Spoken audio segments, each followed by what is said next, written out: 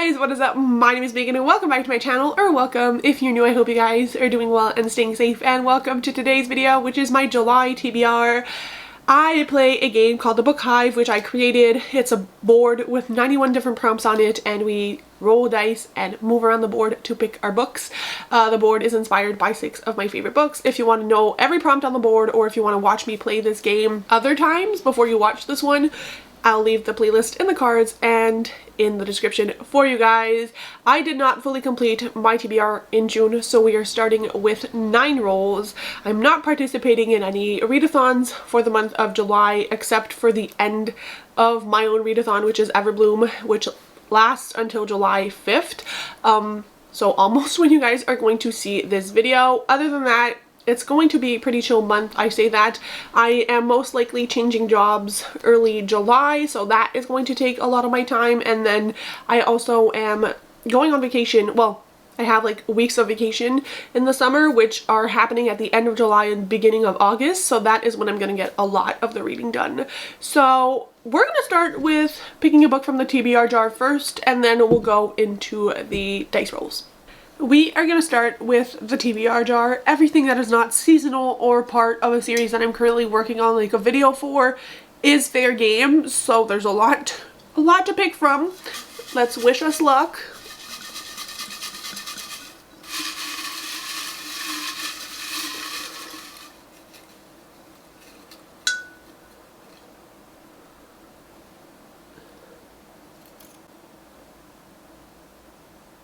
Oh boy.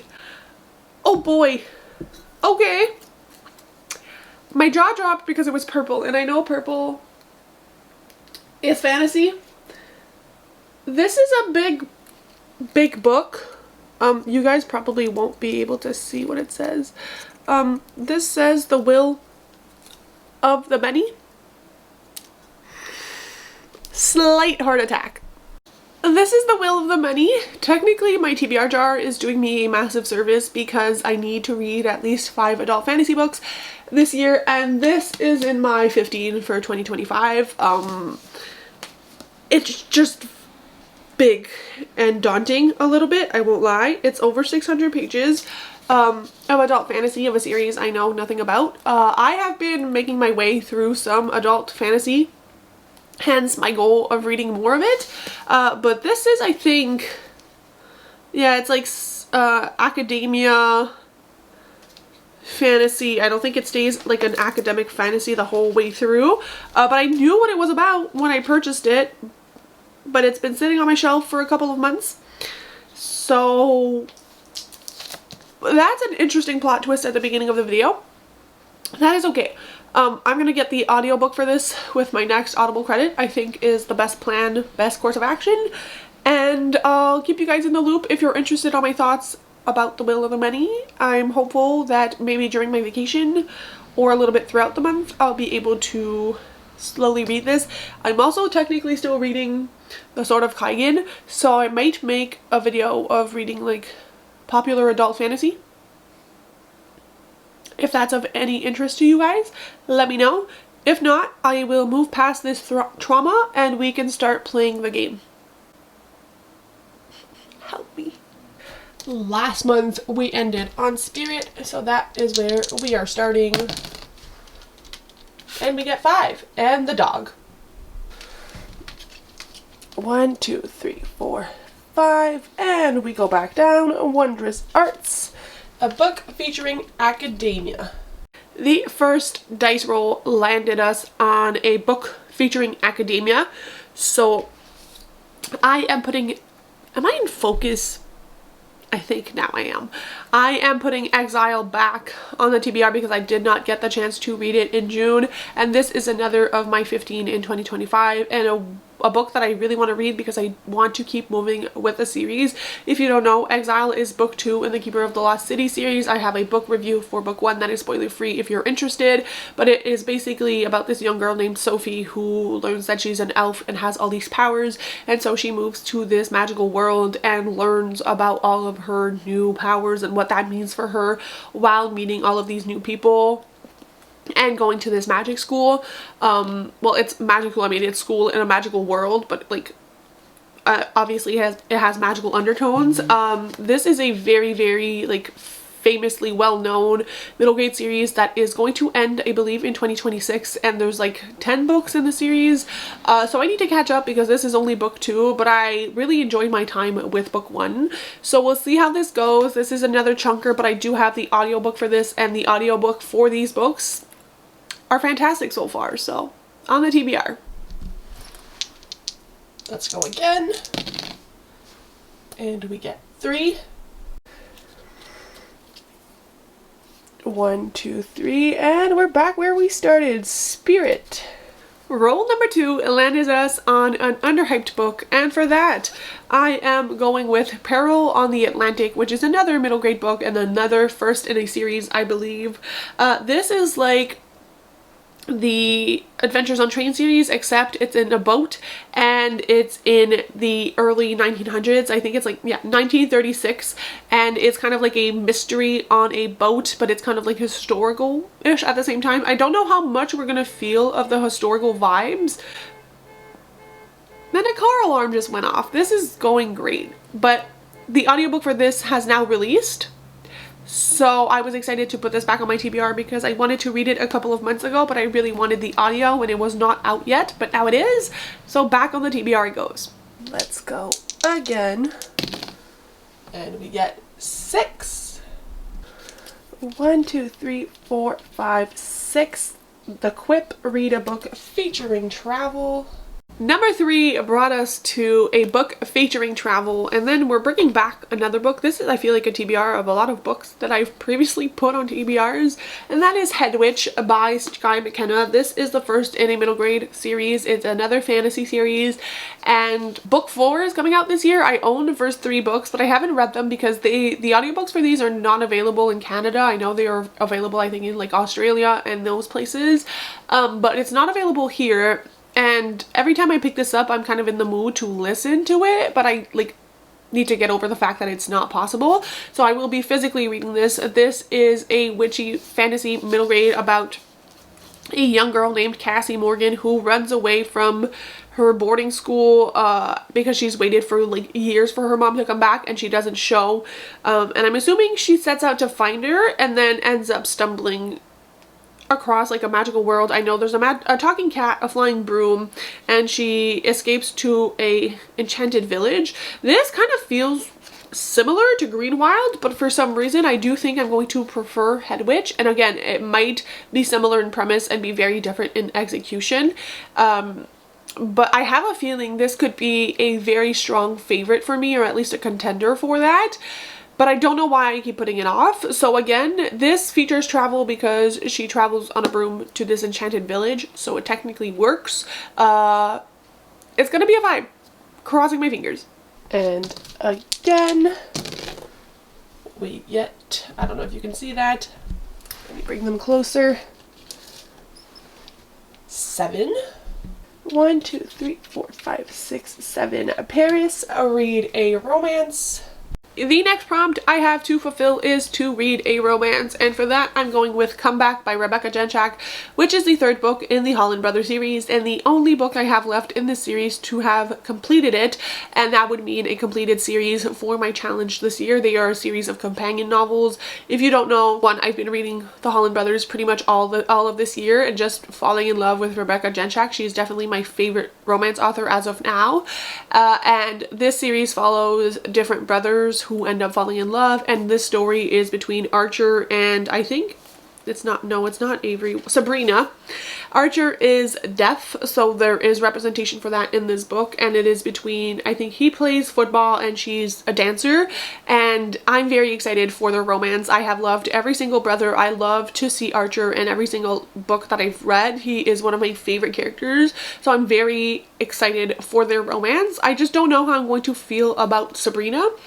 But overall, the vibes are definitely going to be good. This is going to be so easy to binge on a nice, like, sunny day, or maybe like on the beach or something. So very excited to have a completed series after finishing this. Let's go for number 5. We get 7. 1, 2, 3, 4, 5, 6, 7. Book smuggling, read a book featuring books. We then have the prompt of a book featuring books, which is such a fun prompt if you ask me. And for that, again, we've had Story Thieves on here before. I've never finished it. I've started this book multiple times, but for some reason always kind of drop it and then forget to go back to it. So this is the month, I'm calling it right now, that I will be getting to it.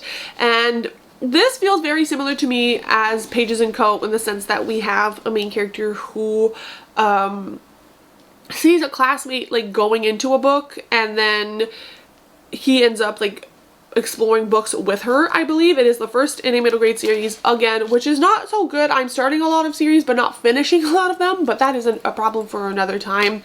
And I've been itching for something similar to Pages & Co. because it's one of my favorite series. I love it so dearly, and I think this will fit the bill. I might even like it more. Who knows? I know this is a fan favorite and a very well-known author, and I did like what I read from this book every single time I've read it, so it's not like I'm not sure I'm gonna love it. I really do think I'm going to enjoy my time, but you know. Number 6, we get 5. 1, 2, 3, 4, 5. Black Parade, a book featuring grief. The next prompt is a book featuring grief, which is always one of my favorites because I love reading about that topic. It's something that's very close to me. And for that, I'm going with The Passengers on the Haiku Line. This is some translated fiction. It is originally Japanese, and I think it's maybe healing fiction. The reason I was intrigued about this is because there's a story with a dachshund, and if you don't know, I own a dachshund. She is my favorite thing in the entire world, though she's very sassy and needy. So the cover had me intrigued, and the storyline is basically following multiple different characters, and one of them, which what fits the grief, is about someone who is learning how to be a widow. But obviously there are more stories than that, and we kind of follow different characters through their journeys and different life stories. I think this will be very touching. It's not a super big book, and I'm excited to see how I feel about Japanese fiction because I did try Before the Coffee Gets Cold and never finished it, even though I was very excited. So this is my redemption, I feel like, especially because I've seen Jade from January Reads read a lot of healing fiction, and I'm always interested because she makes them sound so good. So this is my try, my shot. It might not exactly be healing fiction, but it sounds fun nonetheless. Number 7. We get 7 again.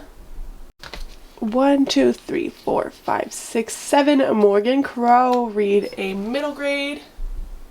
The next prompt is to read a middle grade book, and obviously that is a lot of my shelves, but I am going with Alice with a Y by Anna James, which is her newest release until September. Very excited for September. If you know, you know. But this is kind of like a retelling of Alice in Wonderland, but it's with Alice's, like, Alice in Wonderland is Alice with a Y's grandmother, and she goes back to Wonderland, and it looks very different from her grandmother's tales. This looks beautiful.